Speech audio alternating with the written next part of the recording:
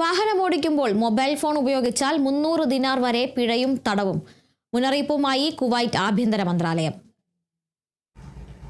വാഹനം ഓടിക്കുന്നതിനിടെ mobile phone ഉപയോഗിക്കുന്ന ഡ്രൈവർമാർക്കെതിരെ മുന്നറിയിപ്പുമായി കുവൈറ്റ് ആഭ്യന്തര മന്ത്രാലയം. നിയമലംഘനം നേരിട്ട് ട്രാഫിക് കോടതിയിലേക്ക് റഫർ ചെയ്യപ്പെട്ടാൽ പിഴത്തുക 300 കുവൈറ്റ് ദിനാർ വരെ ഉയരുകയോ തടവ് ശിക്ഷ ലഭിക്കുകയോ ചെയ്യുമെന്ന് സുരക്ഷാ മീഡിയ വിഭാഗം ടെലിവിഷൻ സെക്ഷൻ മേധാവി ലഫ്റ്റനന്റ് കേണൽ ഷഫീൻ അൽ ഗരീബ് വ്യക്തമാക്കി.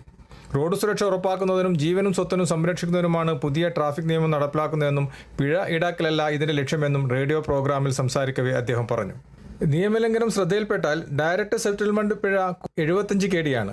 കേസുകൾ കോടതിയിലെത്തിയാൽ 150 കുവൈറ്റ് ദിനാർ മുതൽ 300 കുവൈറ്റ് ദിനാർ വരെ പിഴ ചുമത്താം. കുറ്റത്തിന്റെ തീവ്രത അനുസരിച്ച് 3 മാസം വരെ തടവ് ശിക്ഷയും കോടതിക്ക് വിധിക്കാം. ഗുരുതരമായ ഗതാഗത നിയമലംഘനങ്ങളിൽ സെറ്റിൽമെന്റുകൾ അനുവദിക്കില്ലെന്നും അവ നേരിട്ട് ട്രാഫിക് കോടതിയുടെ പരിഗണനയ്ക്ക് അയക്കുമെന്നും മന്ത്രാലയം അറിയിച്ചു.